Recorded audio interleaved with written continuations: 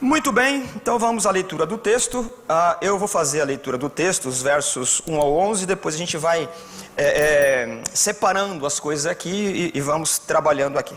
Capítulo 2, livro Carta de Paulo aos Filipenses, verso 1 diz assim, ó: Se, por estarmos em Cristo, nós temos alguma motivação, alguma exortação de amor, alguma comunhão no Espírito, alguma profunda afeição e compaixão, completem a minha alegria, tendo o mesmo modo de pensar, o mesmo amor, um só Espírito, uma só atitude. Nada façam por ambição egoísta ou por vaidade, mas humildemente considere os outros superiores a si mesmos. Cada um cuide não somente dos seus interesses, mas também dos interesses dos outros. Verso 5: Seja a atitude de vocês a mesma de Cristo Jesus, que, embora sendo Deus, não considerou que o ser igual a Deus era algo que devia apegar-se, mas esvaziou-se a si mesmo, vindo a ser servo, tornando-se semelhante aos homens, e, sendo encontrado em forma humana, humilhou-se a si mesmo, e foi obediente até a morte, e morte de cruz. Por isso Deus o exaltou à mais alta posição, e lhe deu um nome que está acima de todo um nome, para que ao nome de Jesus se dobre todo o joelho, nos céus, na terra e até debaixo da terra, e toda língua confesse que Jesus Cristo é o Senhor, para a glória de Deus Pai. Amém. Muito bem, irmãos, antes de nós tomarmos aqui o texto, eu preciso fazer algumas considerações. Na história da igreja, algumas discussões teológicas, alguns homens de Deus se levantaram para discutir questões importantes acerca do modus operandi, da praxis, do jeito de nós vivemos no reino de Deus. E alguém, num dado momento, classificou os pecados capitais, que são os 7 pecados capitais. Nós, de alguma maneira, conhecemos. Só que essa classificação, essa decisão, ela não foi de forma arbitrária, evidentemente que não. Só que para todo pecado capital você tem um contraponto, que como se fosse o antídoto do pecado capital. O pecado capital aqui que vai aparecer é o orgulho. E necessariamente, no próprio texto, nós temos o antídoto, o remédio, aquilo que levanta um muro de broquel, um muro de bloqueio, para que esse pecado ele não domine, ele não nos assenhorie, que é a humildade. Então, quando você tem o pecado, a evidência do pecado, um dos pecados capitais, que é o orgulho, você tem o antídoto, que é a humildade. E o texto, ele é explícito ao nível do absurdo, que do verso 1 ao verso 4, nós temos aí a evidencialização do pecado do orgulho. Tanto que você tem aí em tom solene do Paulo dizendo, não é assim, não deve ser assim. E aí, o antídoto, a contrapartida, o muro de broquel, de defesa, é a atitude de Cristo. Então, evidentemente que na carta que o apóstolo Paulo está escrevendo aos irmãos de Filipe, você tem o quê? Um problema que precisa ser resolvido, é o problema do orgulho. E ele está dizendo, nós somos assim, a igreja, ela é orgulhosa. Aliás, não é a igreja orgulhosa, o orgulho, ele está na natureza humana. E quer ver como nós somos orgulhosos? Quando nós vamos falar sobre a humanidade, nós nos colocamos fora da humanidade. Diz assim, a raça humana é assim mesmo, a humanidade é assim mesmo, como se nós não fizéssemos parte da raça humana. Não, eles são assim, eu sou de uma raça superior. Não é assim que a gente faz. A humanidade é assim mesmo. No meu tom de voz já está claro. Eles são assim, eu sou de uma raça diferente. E esse é o problema do orgulho. O orgulho, ele recebe um nome técnico, né? Isso é só uma informação que nos ajuda a refletir. O nome latim para orgulho é superbia. Você encontra lá em algum lugar superbia, né? Você vai falar, isso aqui é o nome latim para orgulho. E a contrapartida da superbia, até o nome, né, já tem uma prepotência, um orgulho. É super, né? Não é mini bia, não é superbia, né? Você tem, na definição do nome, já tem uma potencialização da coisa que é. Tá? O Santo Agostinho, um grande pai da igreja, ele falando do orgulho, ele diz que o orgulho é terrível, ele muda a natureza. Por exemplo, o orgulho transforma anjos em demônios. Ora, quem são os demônios, senão anjos que abusaram do seu livre-arbítrio e se tornaram demônios? Então você percebe que o orgulho, ele tem a capacidade, ele tem a potencialidade de mudar a natureza de um ser santo, ele se torna orgulhoso. Ora, o que é o diabo e os seus anjos? Senão um anjo caído por conta do orgulho. O orgulho, ele muda a natureza, ele é poderoso. Então no capítulo 2, do verso 1 ao verso 4, nós temos aí a constatação, o diagnóstico. Paulo, ele abre, ele mostra a sujeira da natureza, do cadáver do homem morto, que é o orgulho, esse veneno. E aí então, para resolver o problema, ele mostra a atitude de Jesus Cristo. A igreja de Filipos, ela não tem nenhum problema doutrinário, pelo menos não no texto. Quando você estuda algum texto, por exemplo, de Gálatas, você percebe ali o problema dos judaizantes. Para os Gálatas, a cruz não é suficiente, precisa uma série de outro comportamento para você receber a graça. Paulo está dizendo, não é assim. As outras coisas são importantes, mas a cruz é suficiente. Senão Cristo morreu debalde, morreu em vão. Em Filipos, você não tem um problema doutrinário em si mesmo. Uma coisinha ou outra, lá no capítulo 3, ele vai dizer assim, cuidado com os cães, judaizantes. Mas é só uma lembrancinha de rodapé ali. Agora, a igreja, ela tem uma saúde doutrinária, mas o comportamento dela precisa ser resolvido. Então você percebe que é muito mais complicado você resolver questões do comportamento humano do que questões doutrinárias. Ora, se nós temos uma questão doutrinária, a gente expõe, evidencializa, a gente deixa explícito e a gente se une em nome da doutrina que Deus nos deu e a gente defende, a gente fica coeso. O orgulho é diferente, o orgulho ele nos espalha, o orgulho ele nos fraciona. E um corpo fracionado, ele sangra. Um corpo dividido, ele é doente. Um corpo decepado, ele não cresce, ele tem problema. Então, esse é um problema terrível. Tanto que o orgulho, quando você estuda os 7 pecados capitais, o orgulho não é um problema de você ser o que é. O orgulho é você ser ou ter, querer ser ou querer ter mais do que o outro. Para o orgulhoso, não basta eu ter, não basta ser. O orgulho se você é mais do que eu ou tem mais do que eu, então é um motivo de competição. Como é que você ousa ser mais do que eu? A gente não diz, mas age dessa maneira. E isso é um problema que veio com a queda do Adão. Nós não temos como escapar disso a não ser pela graça de Deus. A gente até comentava, né, numa conversa informal antes do culto aqui, que muitos de nós, até se pudéssemos, fariam um culto em ação de graças pela nossa humildade, de tão orgulhoso, tão simples que nós somos, de tão humilde que nós somos. E esse problema do orgulho, ele se torna um fator de competição. E ele é muito sutil, muito sorrateiro, porque você não consegue diagnosticar. E quando nós estamos estudando, lendo alguma coisa sobre essas categorias de pecados capitais, ele, ao invés de nos confrontar naquilo que nós somos fracos, por exemplo, se eu tenho o pecado da preguiça, por exemplo, eu vou ser resistido. Você não deve ser assim, você deve ter mais ânimo para trabalhar, não pode ser preguiçoso. A gula, a questão da sexualidade, da pornografia, então eu sou resistido. O orgulho, ele já parte do contrário, ele é supervalorizado. Eu tenho orgulho de pertencer a essa igreja.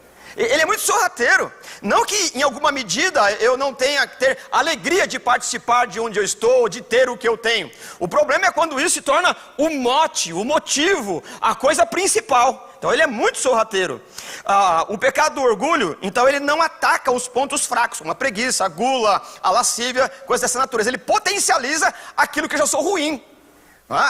E isso é muito sutil. Eu tenho tanto orgulho daquilo que eu faço, né, para a glória de Deus, né? A gente não tem esse tipo de discurso. É claro que há uma sinceridade nisso aqui. É claro que há uma honestidade. Mas o problema é que nós vamos acostumando tanto com isso que o orgulho vai nos tornando, vai nos fazendo acreditar que eu sou insubstituível. E quando eu concluo que sou insubstituível, aí então eu me torno insubordinado. Bom, já que só eu que faço esse negócio aqui, então se eu sair daqui, vocês vão ver só o que vai acontecer, viu? Pronto, acabou com a minha honestidade, acabou com a minha simpatia, o meu desejo de sim, reunir patós, o meu sentimento bom para trabalhar com os irmãos, porque agora vocês precisam de mim, viu? Isso é velado, isso é da nossa natureza, e todos nós somos assim. Muito bem, então, dado essas definições aqui do orgulho, né? Então, para todo pecado capital, você tem uma contrapartida. O orgulho, a superbia, você tem a humildade. O texto do capítulo 2, verso 1 ao verso 4, ele tem o quê? A exposição, como eu já disse aqui, daquilo que é o problema dos irmãos de Filipos. Do capítulo 2, verso 5, você tem o quê? O modelo, o paradigma da humildade, que é Jesus.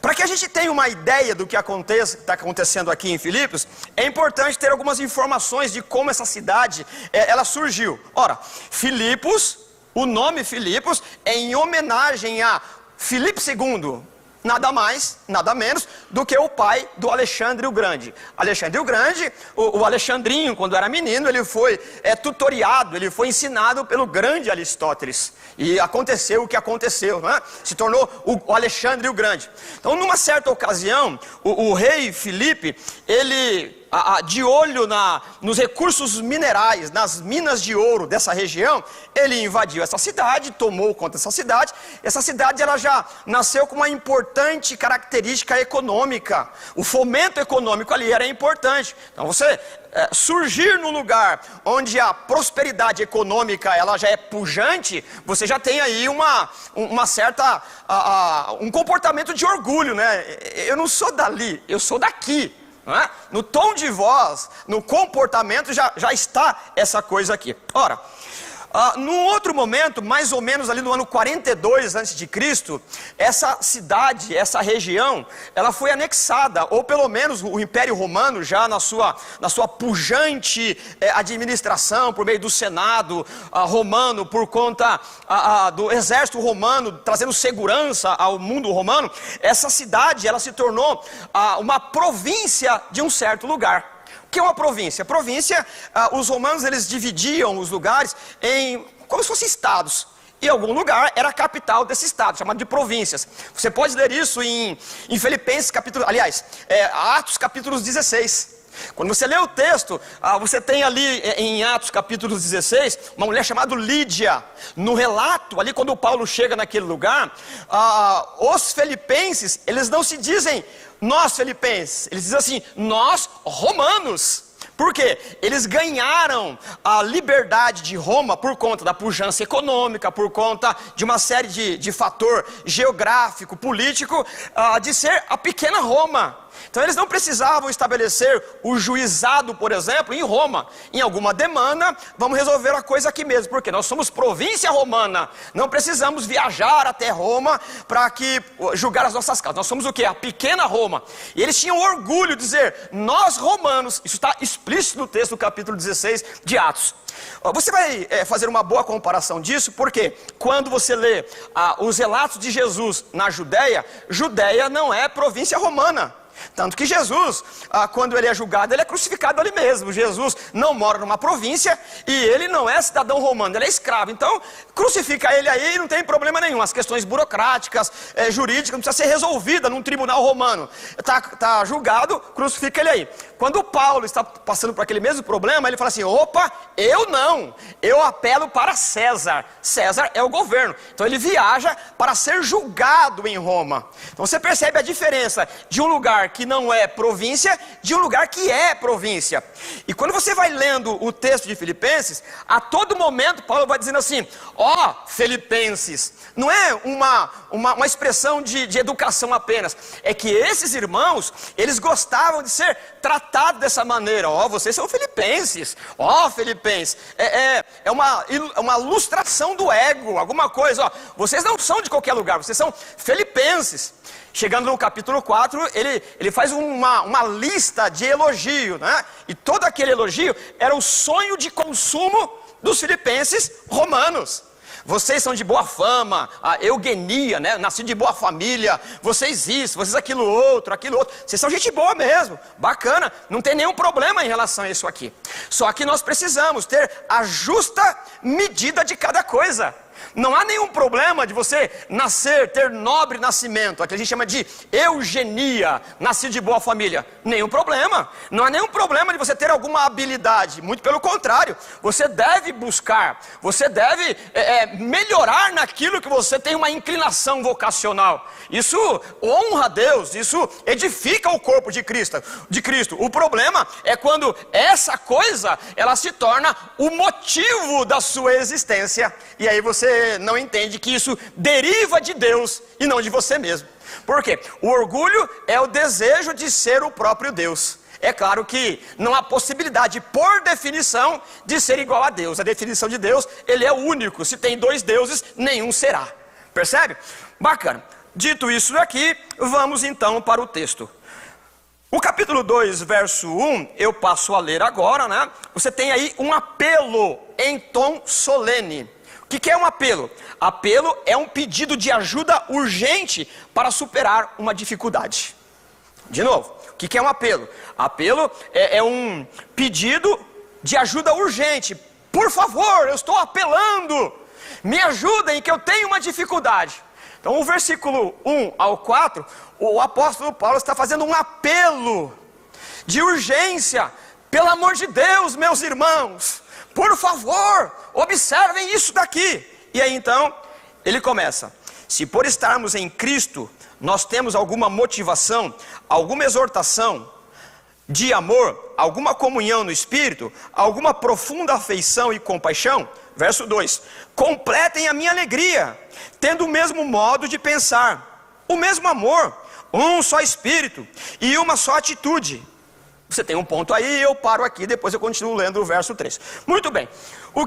As palavras que ele está usando aqui, elas estão, como eu já disse, em tom solene. E cada palavra que ele coloca aqui não é uma palavra jogada ao vento. Paulo, ele é cirúrgico nessas questões. Cada palavra tem um significado fenomenal. E no contexto do apelo, no contexto dessas palavras em tom de solenidade, Paulo está resumindo toda essa questão aqui, está dizendo assim: meus irmãos, parem de disputar uns com os outros. E as palavras aqui, por exemplo, né, a palavra motivação é a ideia de que você deve motivar o outro a ser melhor do que ele é. A ideia de exortação é a ideia de que nós devemos fomentar no outro aquilo que ele tem qualidade. Não só o objetivo da coisa, não só a evidencialização da coisa esteja em mim. A ideia é de que eu sei fazer isso, mas você sabe fazer alguma coisa que eu não sei fazer. É aquilo que Paulo trabalha, por exemplo, nos dons em Corinto. Você tem um problema ali de que os dons, os irmãos em Corinto, eles estavam vivendo como se o dom fosse propriedade deles. Paulo está dizendo: não é assim, o meu dom é seu. O dom que Deus me deu é para você, mas o seu dom é para mim. Então o que eu faço não é para ilustrar o meu caráter ou a minha personalidade, não é para dar carteirada. O que eu faço é para a edificação do corpo de Cristo. E é evidente que algum dom me escapa. É evidente que algum dom me foge. Eu não tenho tantas habilidades. Eu no sentido de personagem, né? Um indivíduo, um sujeito do corpo. E é evidente que você tem um dom que eu não tenho. É aquilo que a gente aprende em liderança. O líder não é aquele que sabe tudo. O líder é aquele que sabe quem faz alguma coisa que eu não sei fazer. Eu não sei fazer, mas eu sei quem sabe. Ele é de confiança. Beleza? Põe ele aí que ele sabe fazer. Então, essa é a característica do líder. É aquele que sabe quem sabe fazer alguma coisa. Então o fato de saber já é uma competência. Sabe reunir, gerir os grupos. E Paulo está dizendo assim: ora irmãos, essa igreja de fato, ela é uma igreja que ela tem uma representatividade. Ela é uma igreja que participa. Tanto que Paulo lá no capítulo 4 ele vai dizer assim: eu louvo a Deus por vocês, que vocês não me deixam passar necessidades. Vocês são generosos. E aí ele dá uma pitadinha pastoral. Mas não faça façam nem da contribuição um motivo de disputa. Participe na medida do confortável. Não é porque um deu 2, você tem que dar 3 para superá-lo e encontrar vantagem sobre isso. Não é assim que funciona. Até nas ofertas que enviavam para Paulo, você percebe essa questão. Não é o fato de dar, não é o fato do socorro, mas é o fato da disputa. Já perdeu o princípio da coisa. Então em tom solene Paulo vai dizer: motivem uns aos outros. Nós que se estamos em Cristo, se não é uma dúvida, é uma questão de lógica. Se então, é uma questão de conta, né? Esse mais esse, qual é o resultado? O resultado é isso aqui. Se então. Se estamos em Cristo, isso não significa o quê? Que o nosso comportamento então deve ser outro. Se estamos em Cristo, motive o outro. Coloque lenha na fogueira da habilidade do outro. Evidencialize o outro. É assim que nós devemos fazer. E ainda o texto diz assim: se há alguma comunhão no Espírito, percebe que não é uma dúvida, ó, se há, não é, se então, é questão de lógica. Se é assim, tem que ser assim. A evidência de que se nós estamos aqui, o resultado tem que ser essa coisa aqui. Completem a minha alegria. Essa ideia de completar a alegria é a ideia de que Paulo, e essa é uma carta da alegria, Paulo tem a alegria de ser o pastor dessa igreja. Paulo tem a alegria de participar dos sofrimentos, ou que eles participam do sofrimento de Paulo. Tanto que ele vai dizer assim, né? Eu posso todas as coisas naquele que me fortalece. Se eu tenho vocês como parceiro, não importa se eu estou sofrendo, se eu estou deixando de sofrer, se eu sou perseguido ou não, se eu tenho o que comer ou não, eu aprendi tudo, ter prosperidade ou ter falta de alguma coisa, eu posso todas as coisas, porque poder todas as coisas é derivado da comunhão que eu tenho com vocês. Então complete essa alegria, façam o que fazem, não por vaidade, não por orgulho ou disputa, mas façam por amor cristão. E o verso 3, né, a gente caminhando por aí, e tudo isso Paulo está mostrando o antídoto do orgulho. Verso 3: nada façam por ambição egoísta. Você pode ter alguma outra tradução aí, né, variar alguma coisinha, mas a ideia do texto é essa. Você percebe que o texto ele é essencialmente o eixo de onde tudo está conectado, onde está tudo orbitando aí, é a questão do orgulho. Então nada faça por orgulho, por egoísmo ou por vaidade. A ideia de vaidade é vanidade, né? Alguma coisa como correr atrás do vento. Lustrar a personalidade é correr atrás do vento. Tenta correr atrás do vento para você ver se ele é bom. Você não vai conseguir. Não tem como, você não alcança o vento. Então, essa ideia de vanidade, correr atrás do vento, que aliás é uma palavra que está na boca do Salomão em Eclesiástico o tempo todo. Nada faça por ambição, verso 3, egoísta ou vaidade, mas humildemente. A palavra humilde, ela vai ser o eixo a partir do capítulo 4, de onde todas as coisas derivam, né? Mas acho que vale aqui uma definição. A ideia de humildade, ela deriva etimologicamente da palavra humus. O que é humus, né? Humus é terra. Humus é a minhoca, né? Desculpe aqui a minha explicitude, né? Mas alguém diz assim, o humus é cocô de minhoca, né? Então a gente veio de onde? Veio do humus, né? Do substrato. O humus veio de onde? Da terra. E a ideia de humildade é voltar a ser o que é. É você entender de onde você veio. Você é o que é, não porque você se auto-fez, se auto-realizou, se auto-construiu. Você é o que é por conta da graça de Deus, senão você sequer existiria. De onde você veio? Você resolveu existir? Se resolveu, existia antes de existir. Percebe o paradoxo da coisa? Então se você existe, alguém tomou a decisão de que você existisse. Você não pode dizer, eu quero existir. Se diz, já existe. Então essa ideia de onde você veio do barro, você veio do pó, você veio do humus. Aí então a ideia de humildade. Ora, e aí o apóstolo Paulo, eu leio de novo o verso 3 e 4, e aí eu vou encerrando essa parte aqui. Nada façam por ambição egoísta ou por vaidade, mas humildemente considere os outros superiores a si mesmos. Isso aqui, irmãos, não é a falsa modéstia. Não, você é melhor do que eu. Irmão, a gente sabe no tom de voz se é verdade ou não, né? Não, você é superior. A mim, não, sem você. Gente, ninguém é bobo, né? A gente sabe, né? A gente, no politicamente correto, né? A gente vai aceitando isso, porque a gente também é assim. Nós somos assim. Todos pecaram, todos, e destituídos estão da glória de Deus. Na verdade, muito da nossa vida, seja no âmbito eclesiológico, sociológico, não importa. Nós vivemos um teatro. Nós não somos aquilo que queremos ser de verdade. Irmãos, fazer parte de um teatro cansa demais. Fazer parte de um jogo de cena é angustiante. Só que nós precisamos nos proteger, para que as pessoas não saibam que nós somos de verdade. O que vão pensar de mim se descobrir que eu não sou tudo isso? Irmãos, Deus é poderoso para defender a nossa reputação. Eu não sei defender a minha reputação. Quando eu tento, eu estrago. Mas Deus, Ele prometeu defender a nossa reputação. Eu sou o que sou. Eu erro como eu erro, eu acerto como acerto, mas é Deus que nos defende.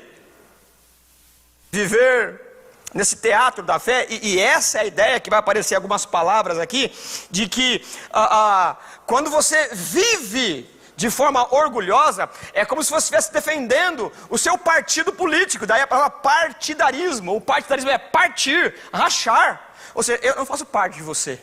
Então eu vou defender, eu vou construir o meu palco. Tem toda uma ideia do teatro grego. Você constrói o palco e você coloca máscaras para atuar nesse palco. O problema da máscara é que a sua identidade vai se esgotando, ela vai fugindo. Quando você tira a máscara para viver a vida de verdade, nem você conhece a sua própria personalidade. E nós vivemos com máscara. E Paulo está dizendo, não é melhor ser o que é em Cristo Jesus? E aí todo mundo já sabe o que é mesmo. A gente vai acertando aqui, vai arrumando ali. E aí, tudo isso que Paulo está dizendo do ambição egoísta, partidarismo, é a ideia de uma propaganda eleitoral. Construir um palco para a própria glória. Vaidade, opinião vazia. Ambição e vaidade, eu concluo essa parte aqui, ela é inimiga da comunhão. Ambição e vaidade é inimiga da comunhão. Bacana, então, Paulo aqui ele colocou o problema, ele deixou um problema explícito, evidente, potencializado. Agora, não adianta dizer, ou falar, ou expor um diagnóstico, e dizer, você vai morrer mesmo, né? É estado terminal. Não é isso que ele faz.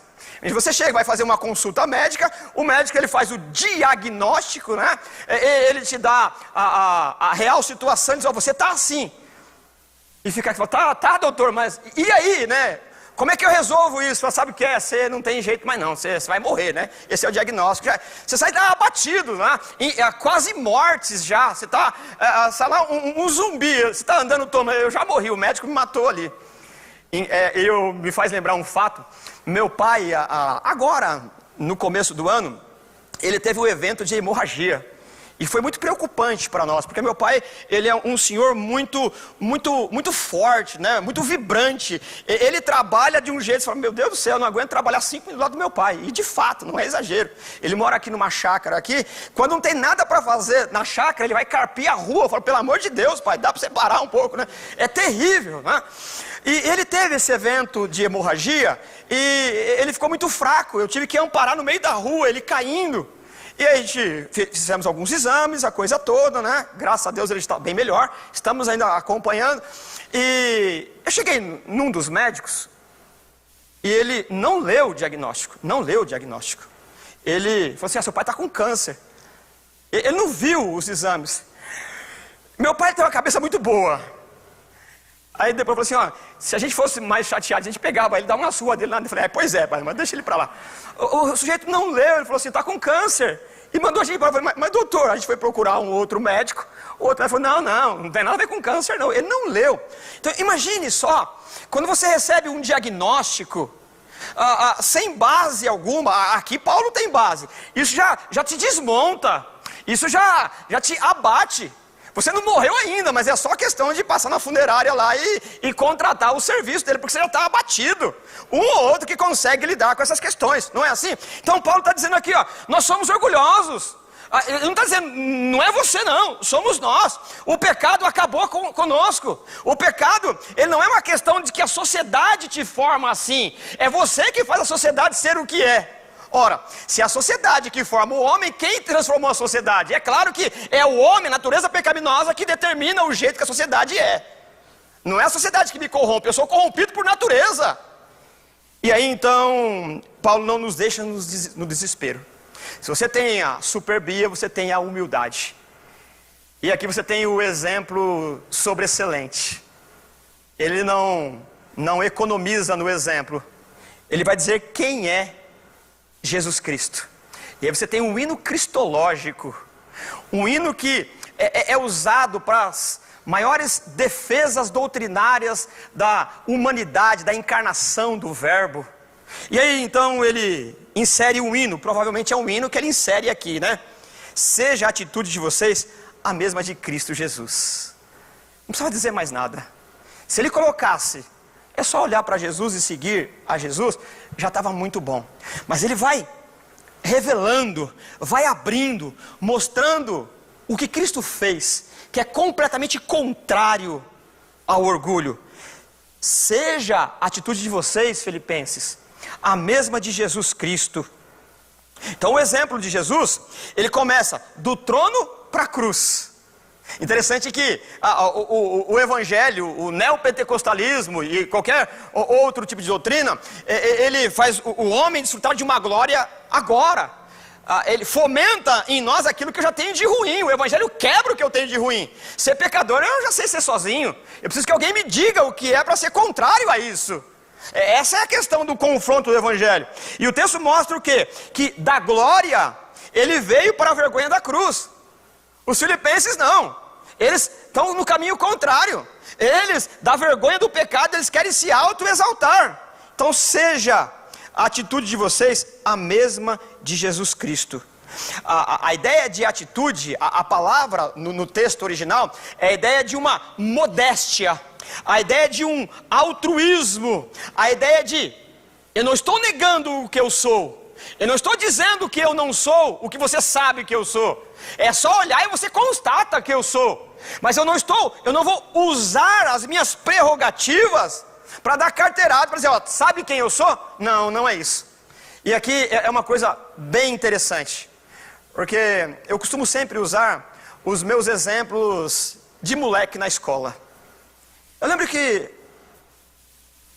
lá no colégio, quando a gente arrumava uma confusãozinha lá com alguém, e o moleque era maior, falava assim, não, eu não quero brigar não. É mentira, ele é mais forte do que eu. Porque quando era mais fraco, esse eu posso, você vai ver, moleque, não é? É claro, né? Então quando o outro é mais forte, fala, não, eu sou da paz, eu vou brigar não. Não é melhor de viver em comunhão? A gente joga a bola de novo. Por quê? É claro, ele é mais forte do que eu. Jesus não. Jesus, ele não é mais fraco do que o inimigo, ele é forte, mas ele não usa a força para se valer disso. Você quer ver um exemplo? Quando nós temos o texto do Getsêmani, o texto diz o que para nós? O Pedro, ele pega a espada, ele arranca a orelha lá do soldado, e Jesus fala assim, guarda a espada com quem ferra com ferro, será ferido com ferro. E Jesus diz assim, se eu quisesse, eu daria ordem aos anjos, e eles defenderiam a gente aqui. Quando você toma um pouco de cuidado com o texto, a ideia que está ali é o seguinte, a palavra que ele usa é uma palavra do mundo militar, bélico, como se ele fosse um general, e o batalhão que ele comanda está à disposição dele, e ele está vendo o batalhão. Ele está dizendo assim, ó, se eu quiser, eu dou um sinal como general, e o batalhão acaba, defenestra, aniquila os nossos inimigos. Mas não vamos fazer isso não. Um exemplo disso tem no Antigo Testamento. Acho que é o profeta Eliseu. Acho que é isso mesmo. Ele está lá tranquilo, estudando o texto, trabalhando como profeta. E o Geazi, e agora, Senhor, que vai ser de nós? O meu Senhor, que vai ser de nós? Não esquenta não, Geazi. Os que estão conosco é maior. Aí ele ora, abre os olhos dele, tem um monte de cavalo de fogo. É isso. Jesus tinha à disposição dele todos os anjos para acabar com a sua prisão, a sua morte, essa coisa toda. Então o que nós temos aqui? Jesus, não é que ele é mais fraco, ele está dando uma de humilde, não. Porque se eu e você temos força, a gente vai para cima. A gente quer mostrar. A verdadeira humildade é, eu tenho poder para fazer, mas não faço em respeito a você. Isso é humildade. A verdadeira humildade é ter força para fazer e não fazer o que deveria fazer para preservar a dignidade do outro. Isso é humildade. E aliás, isso daqui é uma mortificação da carne, porque dói. Que vontade de revidar. Eu sou mais forte do que você, mas eu não vou fazer, em respeito à tua dignidade e em louvor a Deus. Porque se você não pode fazer e diz que é humilde, não é humildade, é uma desculpa deslavada. Mas se eu posso fazer e não faço, eu faço em honra ao Senhor que fez você, a semelhança dele mesmo como fez a mim. Isso é humildade. Eu posso fazer, eu tenho força para fazer, eu tenho condições de te aniquilar, mas não faço. Por quê? Porque a vida é celebrada junto, em comunhão, em harmonia. E o que você não tem, eu tenho. O que eu não tenho, você tem. E então essa ideia de atitude de vocês é uma atitude de modéstia. É uma atitude altruísta, desejo de não dar na vista. Algumas vezes a gente, no sentido geral, a gente até tem algum status para colocar na mesa da carteirada, mas é melhor não fazê-lo em respeito da simplicidade do outro, até da simploriedade. Tem pessoas que não é nem simples, é simplório, mas ele tem outras habilidades. Algumas vezes é melhor você ocultar algumas coisas em amor ao outro, que ele não vai entender. E essa ideia, e aí o apóstolo Paulo ele vai argumentar tudo que argumenta a partir daquilo que Jesus disse no Sermão do Monte. Bem-aventurado os pobres em espírito, não é os pobres de espírito. Você tem uma diferença gramatical aí monstruosa. Bem-aventurado os pobres em espírito.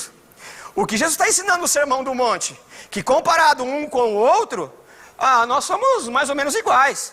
O senhor tem uma habilidade, eu tenho outra. O senhor é um pouquinho melhor assim, eu sou um pouquinho melhor assado. Você também, você tem uma habilidade aqui, mas a gente vai se equiparando. Agora, quando eu me comparo a Deus, não tem outro sentimento a não ser uma falência de habilidade. É uma pobreza que invade o âmago da minha existência. É uma pobreza íntima. Eu não tenho como argumentar com aquele que tem todos os recursos, aquele que é, aquele que foi e que será, aquele que é eterno. Então quando eu me comparo com Deus, eu tenho um sentimento de falência. Então Paulo está dizendo, o antídoto para o orgulho não é se comparar um com o outro, Filipense com Filipense, não. O antídoto para o orgulho, a humildade, é você se comparar com aquele que de fato é e nunca deixa de ser. Comparado com Deus, eu tenho uma falência, eu não tenho como disputar com Ele. E o bom da história é que Jesus vai dizer no Sermão do Monte, aí quando você reconhece isso, você encontra a verdadeira vida. Macários, bem-aventurado. Aí você começa a descobrir o que é a verdadeira vida, o que é a vida feliz. Não precisa disputar, porque se houver disputa, o nosso adversário é muito maior. Então é melhor entender que diante de Deus estamos falidos. Se eu tenho alguma coisa, deriva dele. Paulo vai dizer isso em outro momento. O que você tem, de onde veio? O que você tem que não foi dado? O que você é que não veio de Deus? Essa é a ideia de pobreza, bem-aventurado, alegre, né? Avante, essa palavra também é possível. A ideia de bem-aventurado é avante, sigam em frente. Continuem, vocês que são pobres em espírito. A pobreza de espírito não vem quando eu me comparo com vocês. Quando eu me comparo a Deus, não tem outra coisa a não ser o sentimento de falência. E aí então, o verso 5, seja a atitude de vocês a mesma de Cristo Jesus. Qual é a atitude de Cristo Jesus? Ele começa a narrar. Embora sendo Deus, não considerou ser igual a Deus. Não deixou de ser Deus. Ele não viveu com uma carta na manga. Quando não der certo para viver aqui, eu tiro a carta de Deus e ajo como Deus. Não, Deus não fez isso. Ele pisou nesse chão como homem. Abandonou a sua glória e viveu sem trapaça. Viveu sem trapacear, sem enganar, sem engodo. O homem de Nazaré, o homem que nasceu dentro de uma cultura, ele viveu com intensidade aquela cultura. Ele é Deus, era Deus, será Deus. Percebe que a conjugação dos três verbos, foi, é e será, contempla a eternidade. Alguém que foi, continua sendo e ainda será, não está no tempo, está na eternidade. Então Jesus é 100% Deus e é 100% homem, mas ele não usa das suas prerrogativas, é o que o texto nos diz, né? Essa ideia de esvaziar-se é continuar tendo a disposição, mas não valer-se dela. Eu sou Deus, mas quando eu vivo a vida, eu não vivo como sendo Deus, eu vivo como sendo homem. Tanto que ele é aviltado, humilhado, cospem na cara daquele que disse, haja e tudo ocorreu. E ele tem uma capacidade de domínio por conta do Espírito Santo, porque o homem Jesus precisava do Espírito Santo, a tal ponto que se torna modelo, e ele tem a capacidade ele tem tanta segurança de quem é Deus, que ele não reage, ele sabe que Deus o defenderá. Ele se esvazia, não no sentido de deixar de ser, mas não usar aquilo que é, não se valer daquilo que ele é. Verso 6, que embora sendo Deus, não considerou ser igual a Deus, era algo que ele devia apegar-se. Olha quem eu sou. Não, eu não me apego a isso. Quando eu estou vivendo a vida, eu vivo como homem, como você é. Mas esvaziou-se a si mesmo, vindo a ser servo, tornando-se semelhante ao homem, e sendo encontrado em forma, morfé, igual, forma humana, humilhou-se a si mesmo e foi obediente até a morte de cruz. Então percebe que, sendo Deus, só foi baixando, se tornou homem. Imagine o absurdo, isso afasta, foge da realidade. Como é que Deus se faz homem? Ora, quando nós falamos de homem, ele está limitado à humanidade. Imagine Deus tendo sede, um absurdo. Imagine Deus tendo fome. Imagine Deus escolhendo viver num contexto de uma opressão política, econômica, cultural da Palestina. Tanto que o Isaías, quando ele começa a trabalhar essa ideia do servo sofredor, ele começa com a seguinte argumentação: quem deu crédito à nossa pregação? Ele nasceu como um broto frágil numa terra dura. Quem vai acreditar num negócio desse? Quem vai dar crédito à nossa pregação? Que Deus, o ser supremo, o único, ele nasce como, gente, ele é uma plantazinha frágilzinha, qualquer coisinha se arranca num solo duro. Tem possibilidade disso dar certo? Nenhuma. Quem creu na nossa pregação? Ninguém. Por isso que o poder do Evangelho depende do Espírito Santo.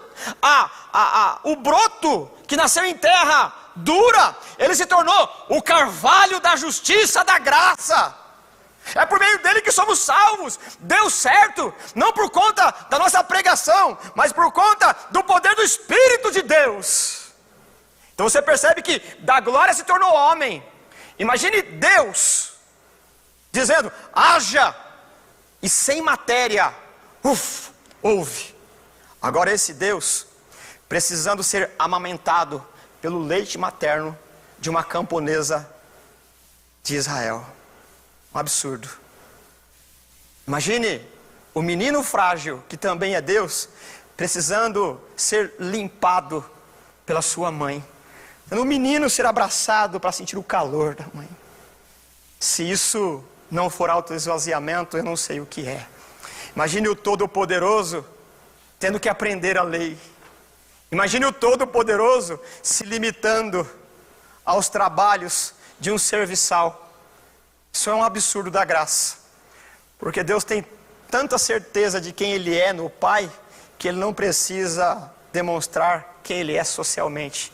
Quem se perde no amor do Pai, não precisa colocar um currículo com placa luminosa dizendo, veja quem eu sou, quem nós somos no Senhor já nos basta.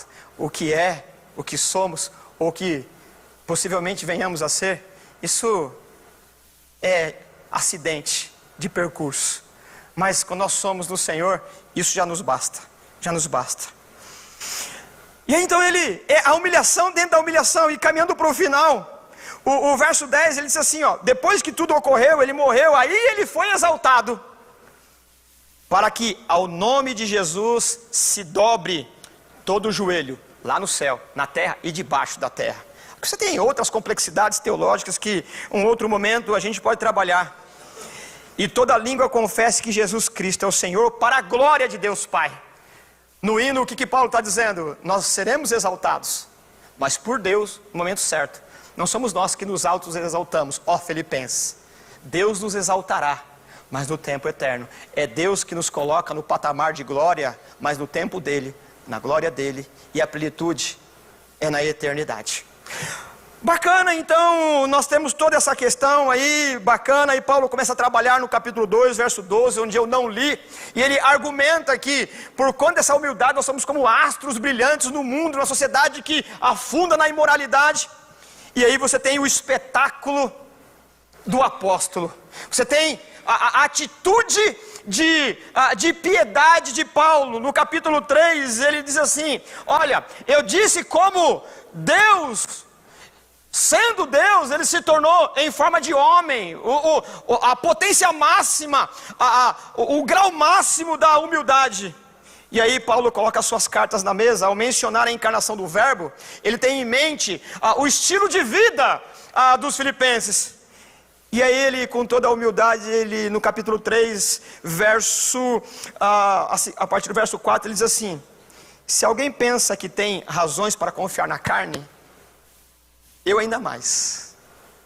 Paulo não se contenta em falar que ele é Deus. Ele não, Jesus é Deus. Paulo não se contenta a demonstrar o grau máximo de humildade para confrontar o orgulho da igreja. O orgulho da igreja é a humildade de Jesus. Fala assim, é claro que eu não me comparo a ele, mas eu também tive uma atitude assim, eu mesmo. Se alguém pensa que tem razões para confiar na carne, eu ainda mais. Circuncidado ao 8º dia de vida, pertencente ao povo de Israel, à tribo de Benjamim, verdadeiro hebreu, quanto à lei, fariseu, quanto ao zelo, perseguidor da igreja, quanto à justiça que há na lei, irrepreensível. Mas o que para mim era lucro, passei a considerar como perda por causa de Cristo. Mais do que isso, considero tudo como perda, comparado com a suprema grandeza do conhecimento de Cristo Jesus, meu Senhor, por quem perdi todas as coisas, eu as considero como esterco. A palavra esterco é muito forte, a ideia de um bolo fecal, que não tem mais nutriente, o corpo não aproveita mais, é o bolo fecal, vai lançado fora. Está dizendo, tudo que eu sou, tudo que me traz orgulho, comparado com Cristo, é um bolo fecal, esterco, é jogado fora. E eu as considero como esterco para ganhar o poder de Cristo e ser encontrado nele, não tendo a minha própria justiça que procede da lei, mas a que vem mediante a fé em Cristo, a justiça que procede de Deus e se baseia na fé. Então esse homem fala assim, o amor de Deus me constrangeu tanto, que eu não estou dizendo que eu não sou, eu estou dizendo que comparado a Cristo, essas coisas perdem o valor. A gente conclui dizendo que Deus nos chamou para trilhar o mesmo caminho de Jesus. Não significa que devemos negligenciar os títulos. Irmãos, Deus abençoe. Que você seja o melhor que você puder. Paulo vai dizer que seria bom que você governasse, porque nós governaríamos com você. É bom que você seja o máximo que você pode ser. Não negligencie os títulos, a formação acadêmica. Não se limite a viver nos confins da ignorância. Mas você não pode se apegar a isso, porque tudo isso é em serviço do reino de Deus. Tudo que você é, para que você distribua com generosidade, com as duas mãos, para que o corpo de Cristo participe da tua alegria. A ideia é que você não tire vantagem egoística do que é, mas você participe da comunhão com os santos. E aí, as palavras de Jesus, se o Filho do Homem veio para servir, por que os meus dons, os meus talentos, as minhas habilidades não é para servir a igreja?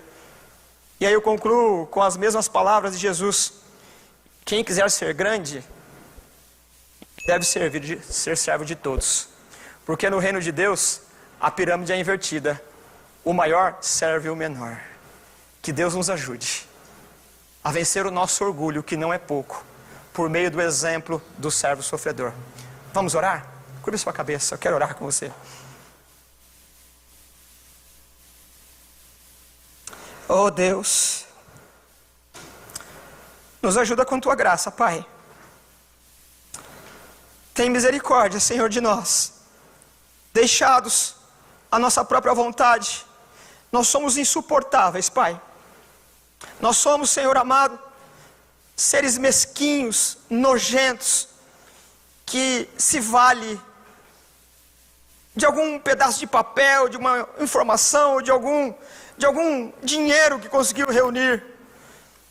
Muito do que nós fazemos, não fazemos, Senhor, para o conforto da família, mas para demonstrar para o outro. A gente compra roupa, não é para ficar confortavelmente e bem vestido, é para mostrar para o outro.